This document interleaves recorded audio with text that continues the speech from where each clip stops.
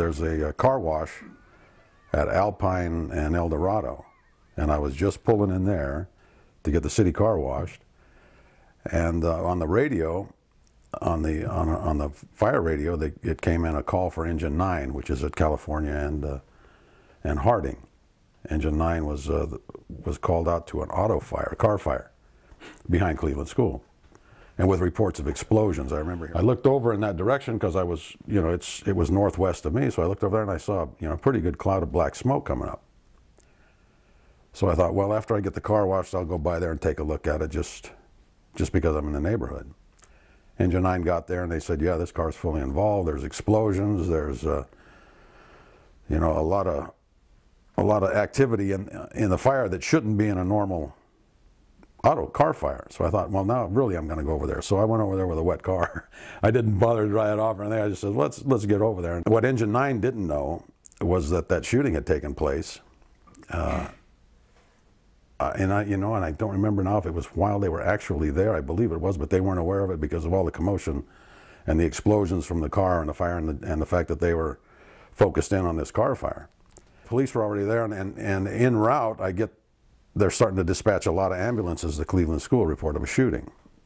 So, and I was maybe a block and a half away, so I drove in on the back end of it behind the Masonic Temple there to go to the car fire, still not really putting two and two together yet, until I heard more dispatches of ambulance and paramedics and reports of the shooting, and unknown what the condition of the shooter was.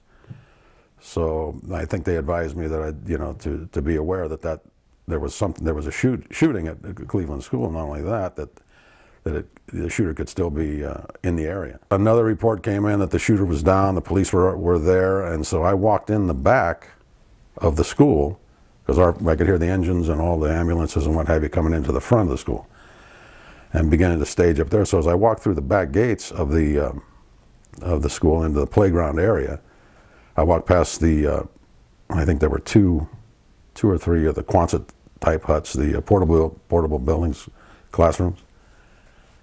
And there were two officers I remember standing there, and they were looking down, and as I walked by them, I saw on the ground the shooter, Patrick Purdy. And he was laying there. Of course I didn't know his name at the time, but as I recall, he had camouflage on, and there was a dark black pool of blood that he was laying in. And he was standing obviously dead, lifeless.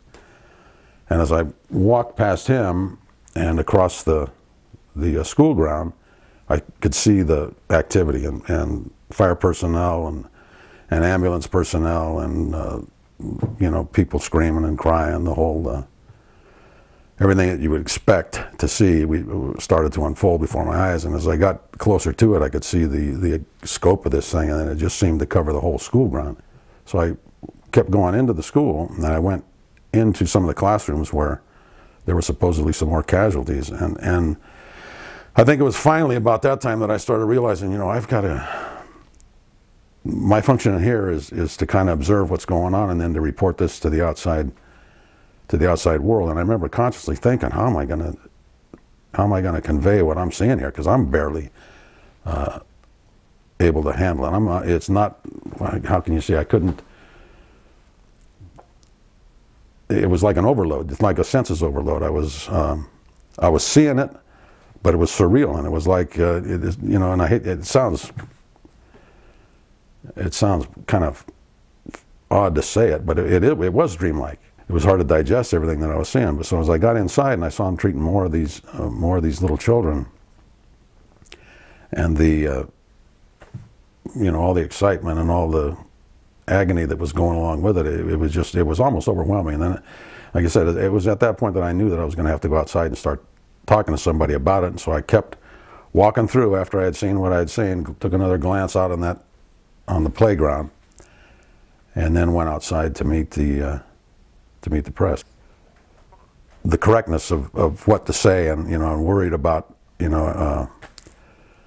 panicking parents and trying to guard your thoughts and your comments so that you could say what you saw and yet not throw everybody into a wild-eyed hysteria out there, and again not having all that not having the training. I was just going to go on basic instinct as to what what information they wanted to know, the who, what, and when type thing, and as much information as I could give them. So that's the way I proceeded.